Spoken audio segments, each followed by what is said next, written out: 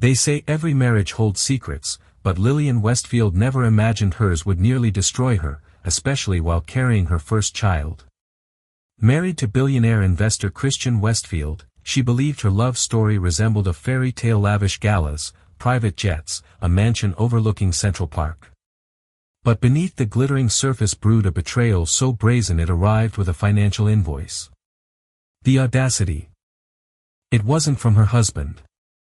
A mysterious woman sent Lillian a bill for services provided, itemized with shocking demands.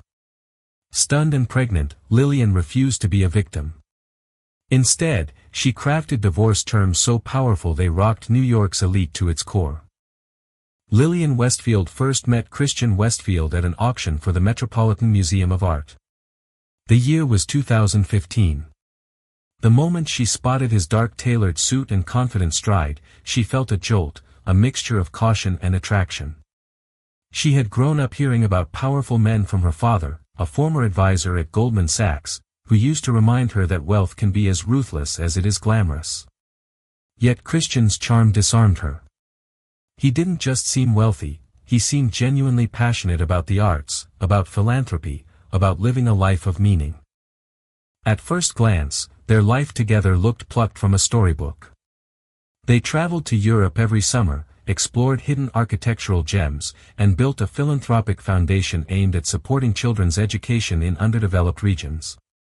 Lillian, an accomplished interior designer, had her own thriving business, establishing herself as the go-to decorator for boutique hotels in Manhattan. As a power couple, they often shared front-page features in lifestyle magazines. Their townhouse near Central Park boasted a marble foyer, a stained-glass skylight, and an elevator that glided through 5 floors of meticulously designed spaces.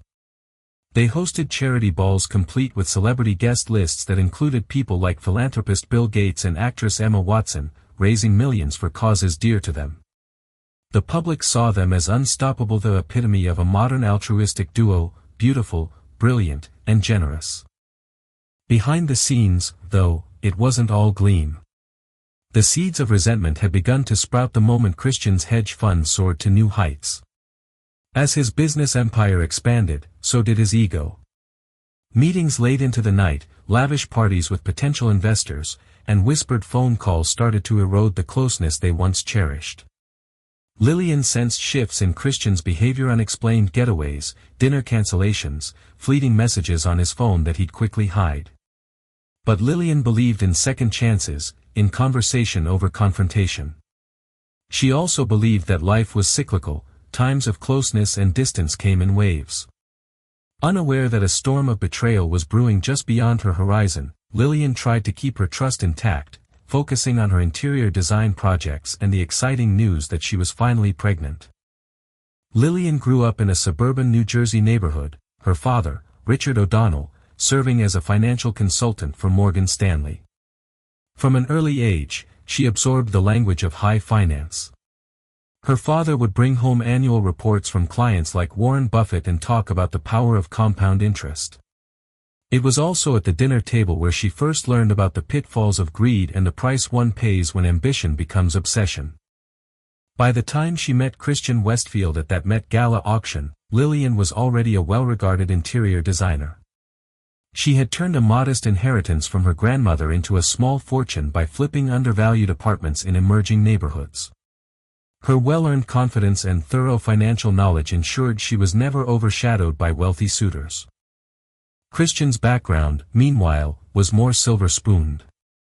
Born into old-money aristocracy in Boston, he attended the most prestigious prep schools before heading to Harvard. Yet what set him apart, at least in the beginning, was his ability to empathize. He did not fit the cliché of a spoiled trust fund brat. As Lillian got to know Christian, she found a man who spoke passionately about social responsibility and climate change. He created a hedge fund that, according to him, prioritized ethical investments in renewable energy and technology aimed at improving society. The early days of their courtship were magical. They explored the Met Museum hand in hand, discussing art from the Impressionist era, then grabbed late-night pizza in Queens, to keep it real, as Christian liked to say. Sundays were reserved for volunteer work at a soup kitchen, an activity Christian insisted they do to stay connected to the community. When Christian proposed a year later, it was on the steps of the Lincoln Center following a performance of Swan Lake. The ring was a vintage emerald-cut diamond, a family heirloom passed down from his grandmother. "We'll do incredible things together," Christian whispered into her ear. Lillian felt overwhelmed by love and the sense of destiny. She believed him wholeheartedly. During these early years, Lillian never doubted his sincerity. If Christian needed more hours at the office, she assumed it was for the hedge fund's philanthropic goals. If he was secretive at times, she chalked it up to the demands of client confidentiality. How could she have known that beneath the facade of social consciousness and a genuine heart, the seeds of infidelity would eventually take root? Running her own interior design firm had not been easy. Lillian's first big break came when she was approached to redesign the interior of a boutique hotel in Soho. She spent months curating artisanal light fixtures, sourcing reclaimed wood for accent walls, and designing custom furniture that seamlessly blended comfort with minimalist aesthetics.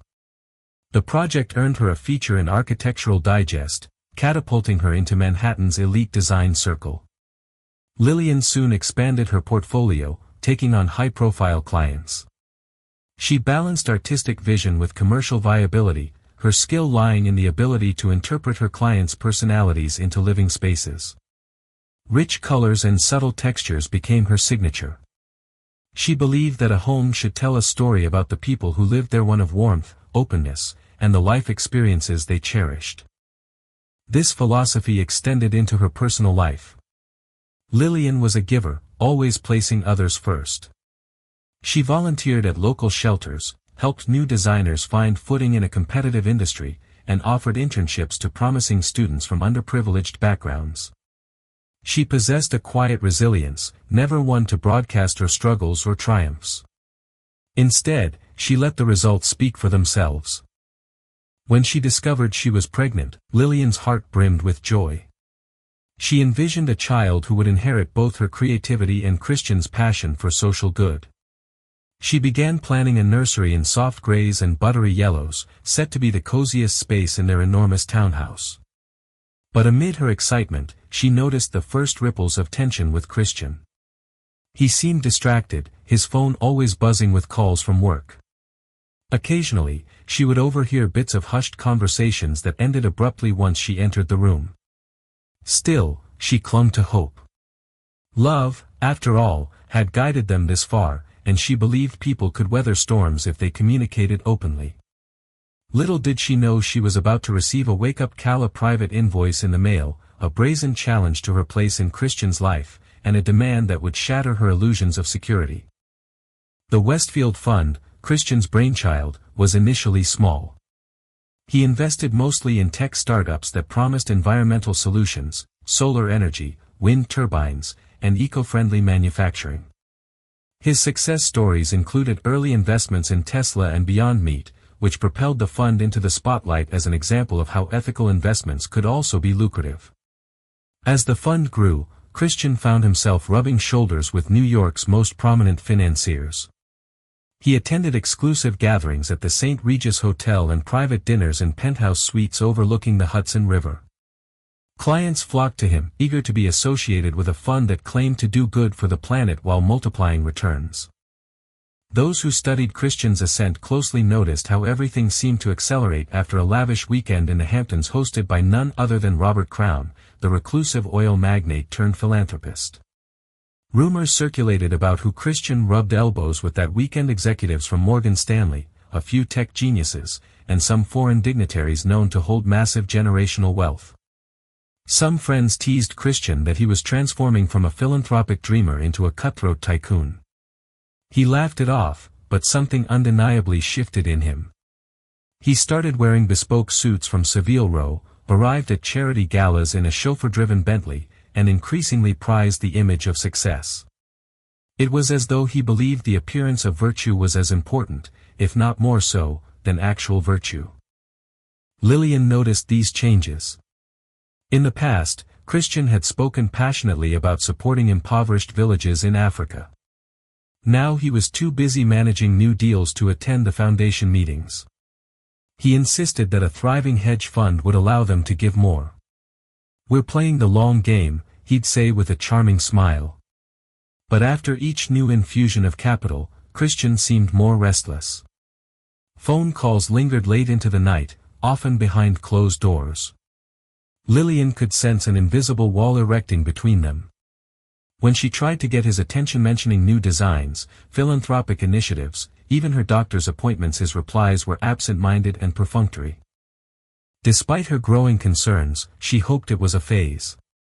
Many men, she reasoned, became workaholics to secure a future for their families. And with her pregnancy, perhaps Christian felt added pressure to expand their wealth. But those suspicions about him having secrets, whatever they were, gnawed at her, a persistent whisper in the back of her mind that refused to be silenced. A few months into her pregnancy, Lillian started noticing anomalies that went beyond mere busyness. On Christian's nights out, supposedly spent with venture capitalists, he would come home with a faint trace of perfume, floral notes she had never owned. When Lillian asked about it, he laughed it off. "You know how parties are," he said. "People hug, your suit picks up 1,000 cents. Lillian tried to brush it aside, but more clues surfaced. Phone calls at odd hours that Christian would abruptly dismiss as wrong numbers. Suspicious credit card charges at a spa in Midtown on nights he claimed to be at the office. Plus, the occasional text message from unfamiliar names, women she had never heard of. Christian's excuses stacked up. The tension seeped into every corner of their relationship. Their once lively breakfast chats turned into stiff, polite conversations about schedules and surface matters. No deeper connection, no spontaneous laughter. At times, Christian looked at her belly as though it was both a blessing and a burden. One evening, as Lillian worked late on a new design proposal, she discovered Christian had left his iPad open on the kitchen counter. A message preview appeared, reading, "Miss me already?" She felt a surge of panic. Before she could unlock the device, Christian swooped in, snatched it, and wore a guarded expression. "Work stuff," he muttered. Lillian's chest tightened. She felt her baby kick as if sensing her anxiety. That same night, she confronted Christian calmly. "If there's something you need to tell me, let's talk. We have a child on the way. We owe it to each other to be honest." He responded with a dismissive wave. "I'm just stressed, Lillian. Could we not create more drama?" So she stepped back. For the moment, she chose to place her faith in her husband, her unborn child, and the memories of better times. She had no idea her entire world would soon come crashing down, delivered in the form of an elegant envelope addressed to her personally, with a price tag attached that would make her blood boil. It happened on a Friday morning. Lillian was in the foyer reviewing design samples when the doorbell rang. Expecting a delivery of custom fabrics, she opened the door to see a courier holding a small stack of envelopes. Among them was a sleek black envelope sealed with a wax stamp, no return address. Something about it radiated importance and mystery. Lillian set the other mail aside and carefully opened the black envelope.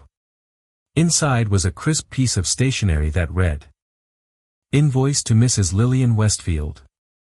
For evenings at the Eclipse Spa, $4,500. Shopping spree at Bergdorf Goodman, personal items $12,000. Fine dining at Le Masque, private booth, chef's tasting $2,500. Emotional labor and time, as discussed $50,000. Total, $69,000. At the bottom, scrolled in a careful, looping handwriting, was a brief note, "Please settle this bill promptly. These luxuries were enjoyed at your husband's request. Tiffany Monroe." For a moment, Lillian stood frozen, unable to comprehend the audacity.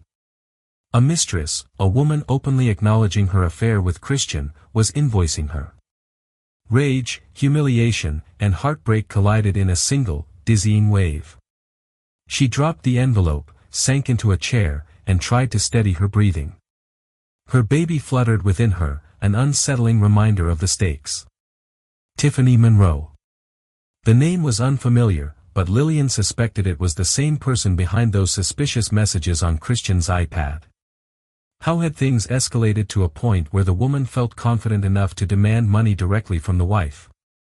Lillian spent the afternoon in a spiral of disbelief and despair.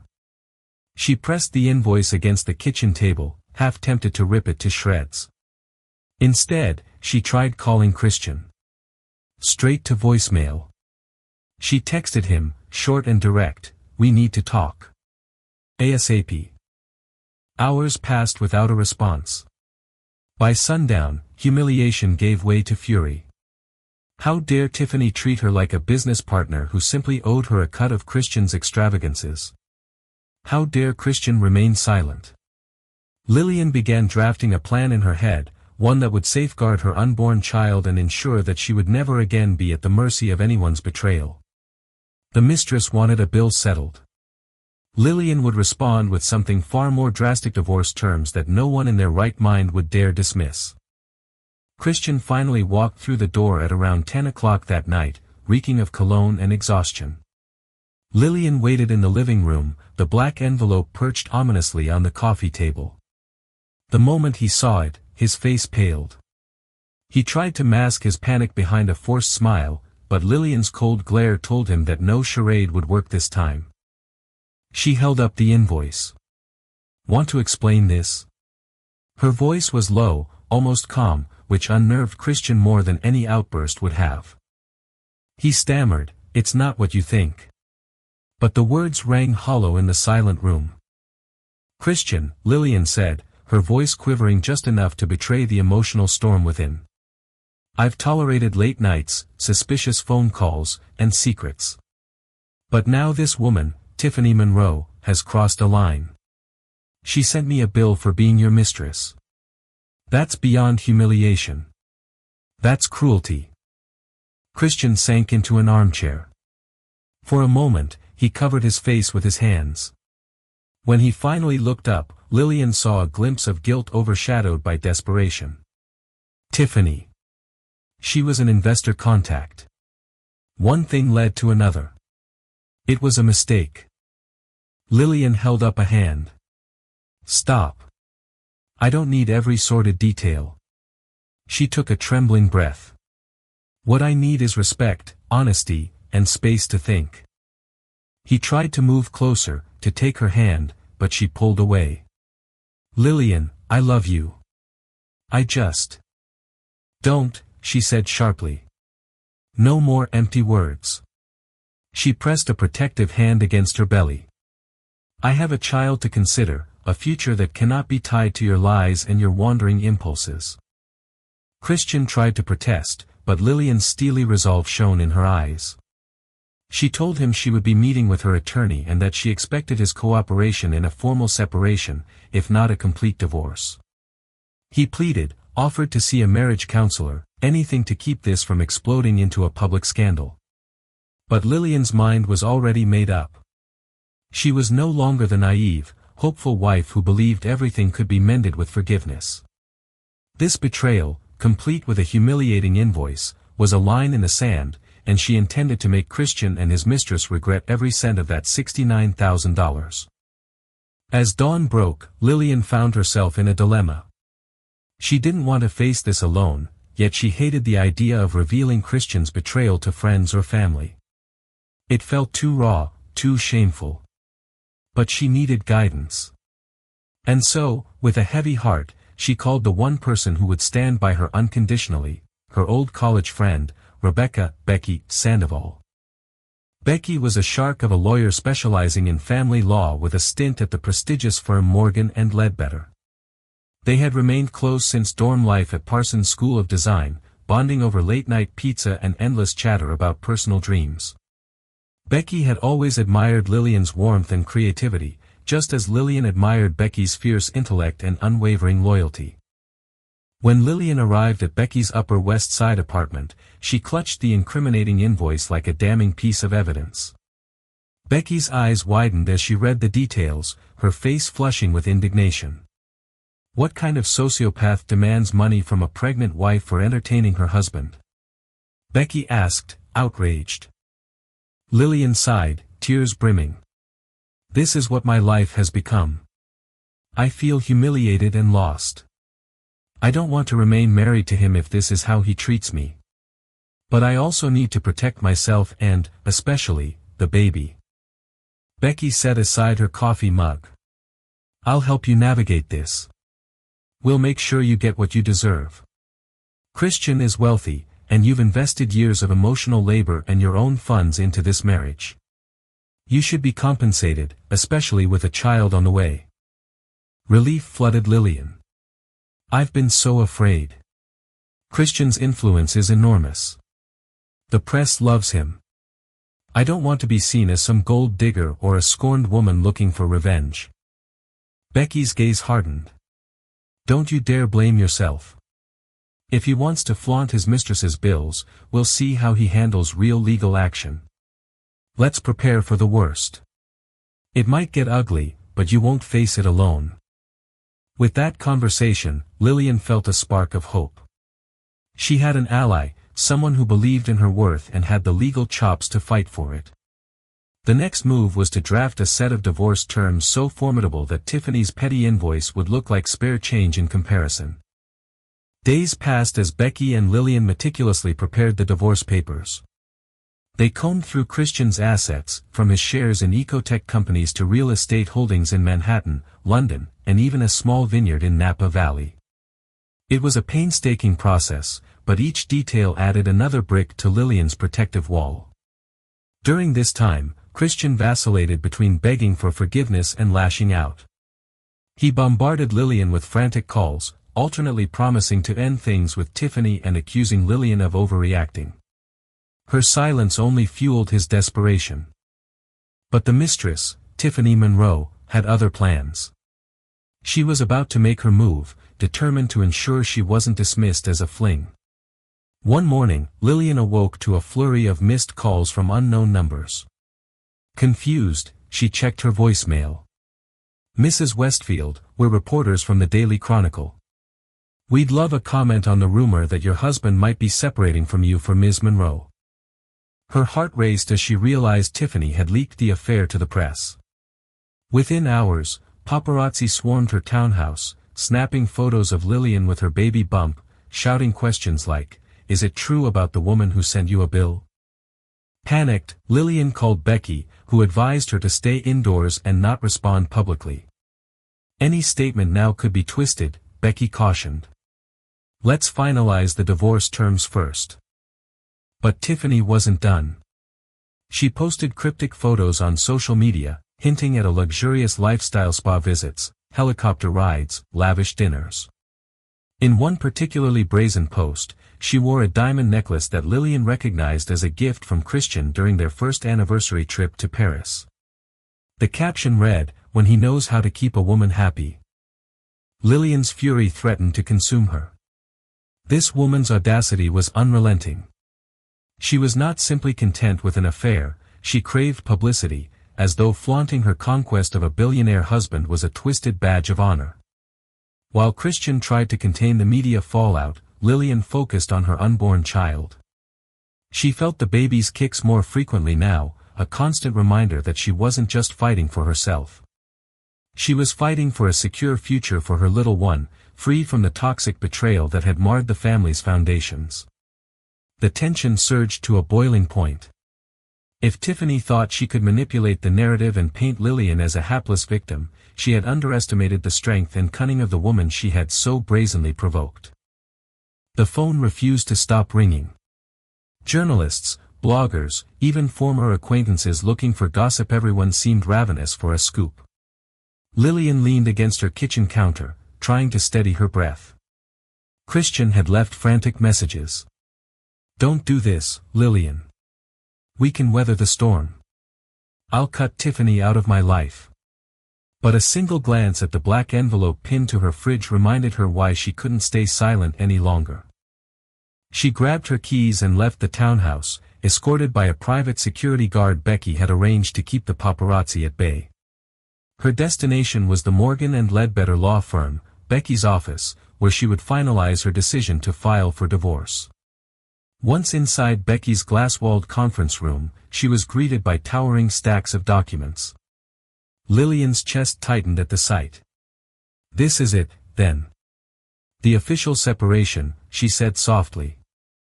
Becky placed a reassuring hand on Lillian's shoulder. I know it's overwhelming, but we've made sure every detail is covered. Spousal support, child support, property division, you name it. Lillian nodded, flipping through the pages. Her eyes landed on the settlement figure, an amount so staggering it seemed surreal. But as Becky reminded her, Christian's personal fortune had soared into the billions. The sum was only a fraction of his empire, yet more than enough to ensure a comfortable life for Lillian and the baby. Are you sure you're ready for the media circus this might spark? Becky asked, her voice gentle. A divorce with these stakes is bound to attract even more attention. Lillian inhaled deeply, recalling the humiliating bill Tiffany had sent. She imagined the quiet life she wanted for her child, free from secrets and humiliations. I'm ready, she said, signing the necessary forms. With that pen stroke, she severed the bonds that had once been the cornerstone of her love story. No matter the chaos to come, she resolved that her child would never look at her with the sorrow of a mother too fearful to stand up for herself. The path ahead was uncertain, but one thing was clear: the moment she walked out of that office, she would be Lillian Westfield, soon-to-be ex-wife of a billionaire and a woman determined to forge a new beginning. The documents lay neatly stacked on Becky's conference room table, a quiet storm bound in crisp legal formatting. Lillian stared at the title page, Draft, Westfield vs. Westfield, Dissolution of Marriage Agreement. She felt her chest tighten with a rush of conflicting emotions. This was no longer about heartbreak. This was about reclaiming her power, securing her child's future, and sending a message to a man who had treated her love as expendable. Becky slid the top page toward her. It's all here. Everything we discussed. I've made sure no one can accuse you of being vindictive. This is clean, comprehensive, and bulletproof. Together, they reviewed the details one more time. The settlement began with the foundation, generous spousal maintenance tied to a fixed percentage of Christian's annual earnings, calculated to grow proportionally with the success of the Westfield Fund. Given his billions in holdings and assets, it would ensure Lillian lived not just comfortably, but independently. Child support came next, a secure figure that would be reviewed annually, with adjustments for inflation, healthcare costs, and private education from kindergarten to the Ivy League. Becky had even included contingencies, full coverage for a nanny, prenatal and postnatal care, and a clause that Christian would be legally responsible for any emergency medical expenses for both mother and child, no matter the cost. Then came the trust fund. Your child, Becky said softly, will have full access to a multi-million-dollar trust by age 25. You'll manage it as guardian until then. No interference. Lillian nodded, feeling the protective mother in her rising. He won't grow up wondering if he's worthy. Real estate was next. Lillian would retain full ownership of the Boston estate, historic, sprawling, and quietly luxurious. It wasn't just property, it was legacy, and she would make sure it became a haven of stability for her child. The Central Park townhouse, their former marital home, would be liquidated. The proceeds would be split, but only after Lillian received a payout for the renovations and interior design work she had done herself. Her own touch, her artistry, finally acknowledged as valuable. But perhaps the most telling section of the settlement came in the form of two unusual clauses. The first, profit sharing in the Westfield Fund. Though Christian had always been its public face, Lillian had helped shape its philanthropic identity. Her introductions, her public speaking, and her networking in philanthropic circles had brought in over a dozen major investors. Becky argued and documented those contributions in detail. Every man builds his empire on the back of someone, Becky said. And you were the one holding him up. Now the world will know it. The second clause was symbolic and cathartic. It was labeled, compensatory damages for emotional distress and public humiliation. A direct response to the infamous Mistress invoice Tiffany had so boldly sent. Becky tapped the section.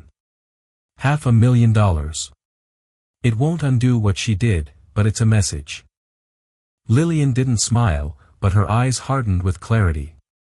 She sent me a bill, she murmured. So I'm sending one back.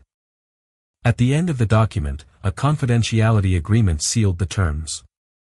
If Christian or Tiffany leaked any personal details or attempted to slander Lillian's name in the press, the financial penalties would be swift and severe. It was, as Becky put it, the legal equivalent of a velvet hammer. Lillian set down the pen and looked at Becky. Do you think he'll sign? Becky leaned back. He'll fume. He'll curse. But he'll sign. If he doesn't, we take it to court, and Tiffany's antics become courtroom evidence. Christian knows exactly how much he stands to lose. Lillian breathed deeply, her hand resting on her belly. This isn't about revenge. It's about respect. For myself, for my child. Becky nodded. Exactly. Without another word, Lillian picked up the pen and signed her name. It was elegant. It was final. And it was worth every dollar. She had entered the fight with her dignity in tatters. Now she was walking out with her name, her future, and a multi-million-dollar reminder that some women don't break. They build. Christian Westfield stared at the divorce settlement as if it were written in fire. Every clause, every figure, every line item was a monument to the reality he had so carefully tried to avoid. Lillian wasn't bluffing. She wasn't broken. She had turned every ounce of betrayal into strategy, and he was holding the evidence of it in his trembling hands. His office at the Westfield Fund, once a sanctuary of ego and ambition, now felt like a gilded cage. The sunlight filtering through the floor-to-ceiling windows offered no comfort. The city below, which once bowed to his every whim, now looked indifferent. He grabbed his phone and dialed. Lillian answered on the third ring. Her voice was cool, steady. You've seen the papers, I assume. You're out of your mind, Christian snapped. These demands are insane. Half the Boston estate, a profit share in my hedge fund. You didn't build any of that. I built your brand, Lillian replied calmly. I gave speeches, hosted events, introduced you to investors who believed in our shared vision. And I carried your child while your mistress was out shopping with your black card. Christian fell silent. She continued, her voice low but firm. I'm done arguing. This is about what I'm owed. What our child is owed. He tried to pivot. I never meant for it to go this far. Tiffany was a mistake. I'll make it right. I'll end it. You ended it the moment you let her send me a bill, she said. Now, I'm just collecting what's due. He clenched his jaw. If this goes public, it'll destroy me.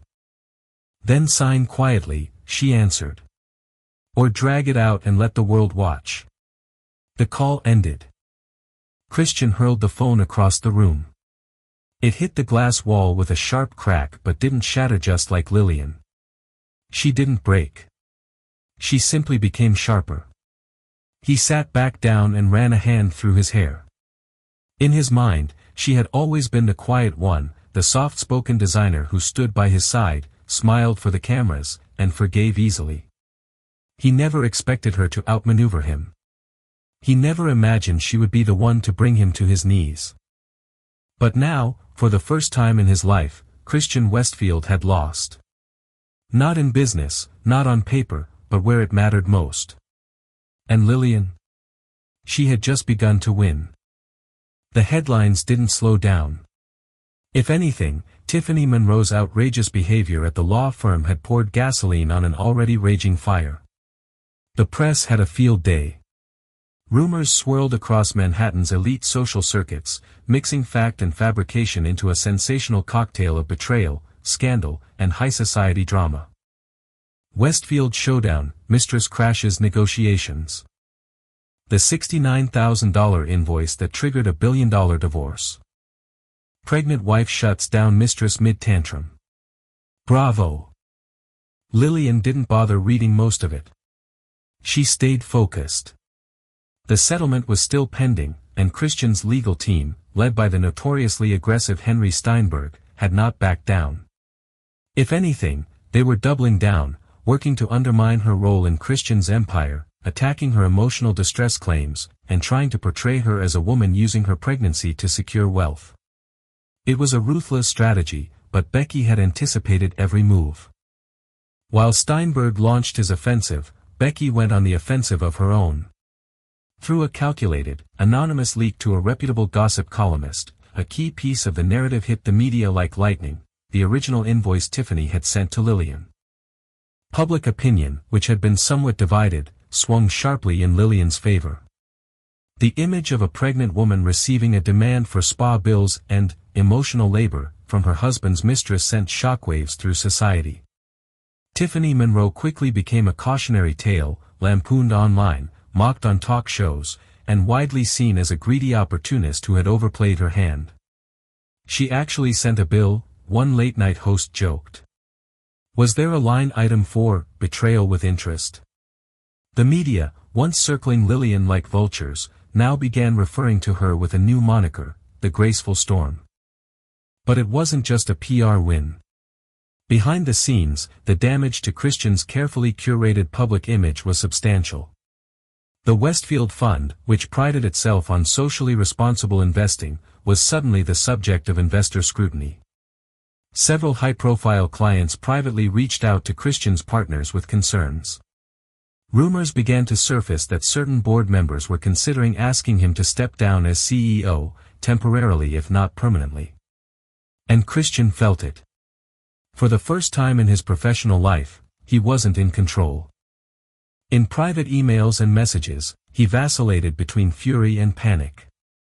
He texted Lillian several times a day, attempting to spin everything. Let's talk. I didn't expect her to do this.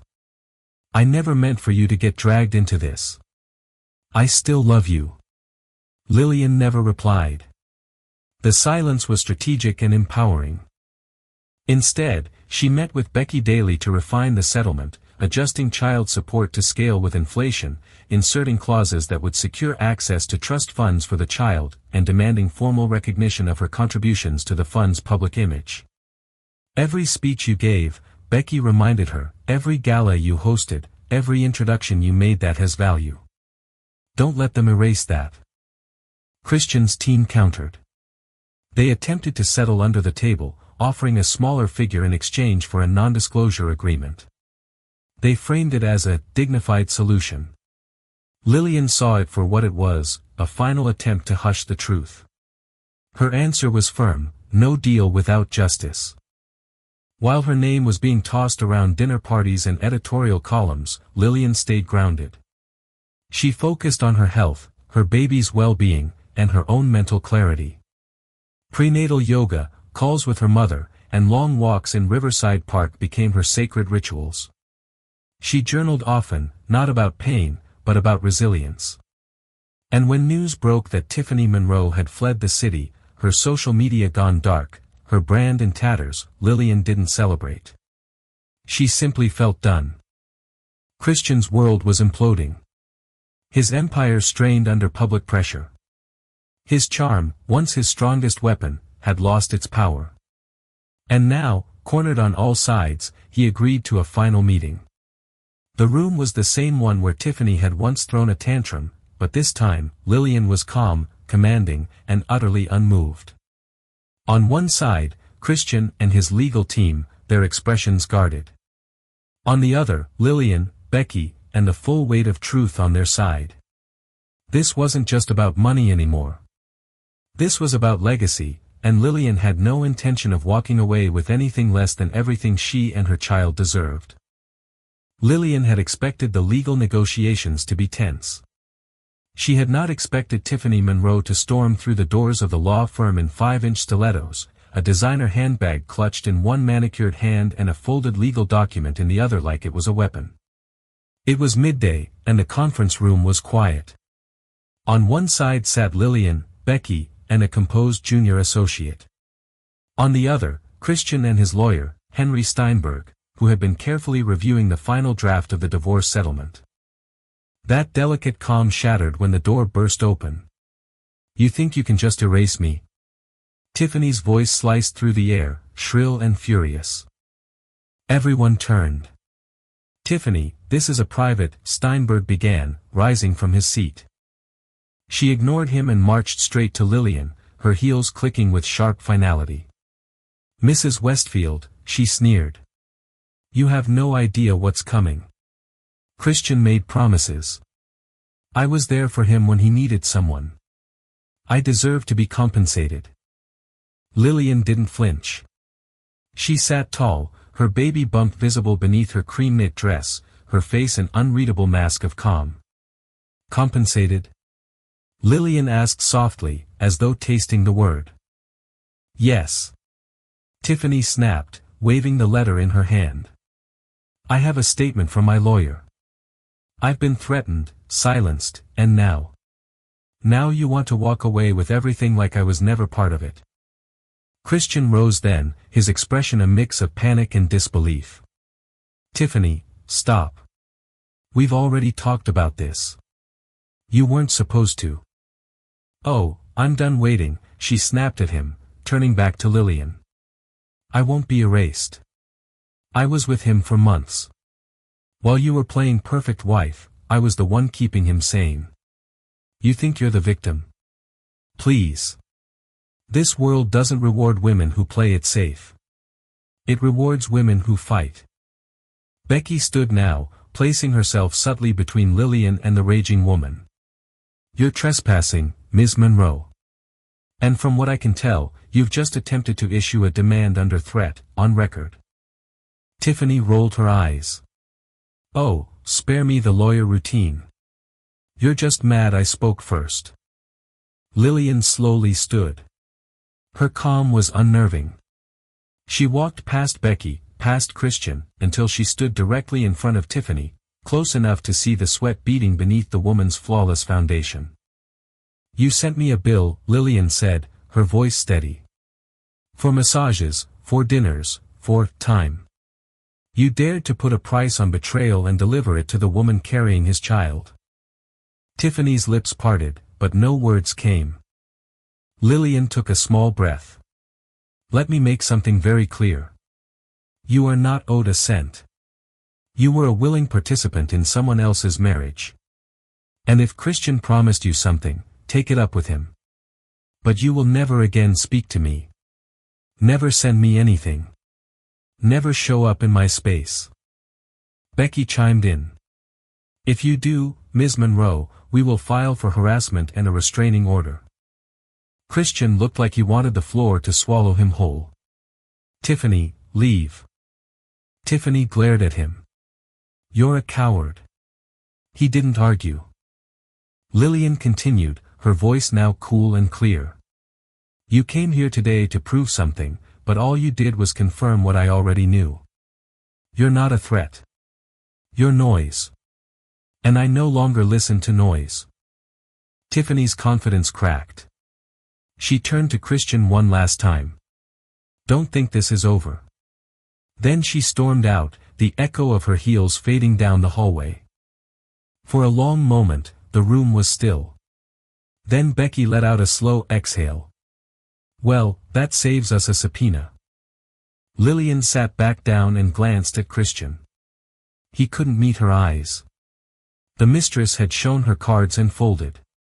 Lillian, meanwhile, had just proven to everyone in that room that there was only one woman worthy of the Westfield name, and she had no intention of giving it up quietly.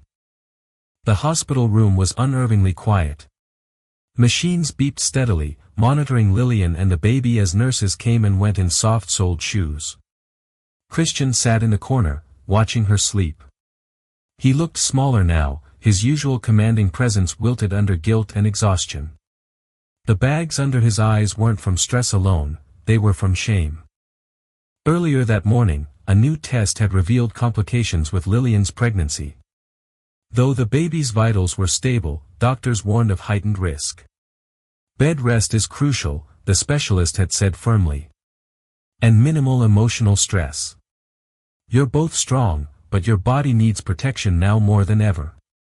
Lillian had nodded, her lips pressed tightly together. She wasn't scared of pain, she had lived with worse. But the possibility of losing her child because of Christian's betrayal, that thought was unbearable.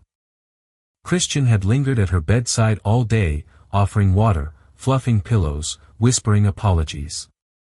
Lillian didn't trust any of it. Still, she allowed him to stay, not out of forgiveness, but because she wanted answers. As dusk fell and the baby's heartbeat echoed gently in the background, she finally asked, "Why her?" Christian hesitated. She turned her head slowly to face him. No more deflections. No more PR statements. "I deserve to know." He looked away for a long moment, then took a slow breath. "It wasn't love," he began, his voice brittle. "It wasn't even lust, at first. It was leverage." Lillian's brow furrowed. Christian swallowed hard. Tiffany. She was connected to a group of potential investors. Old money, European banking families. One of them wanted favors, introductions, visibility. Tiffany offered access. She played her role. I played mine. You used her to close deals? Lillian asked, horrified. He nodded miserably. At first, yes. Then she got comfortable. She wanted more. I didn't stop it. I thought I could control it, contain it. Lillian's hand trembled slightly as she touched her belly. And me? What was I? A prop for your public image?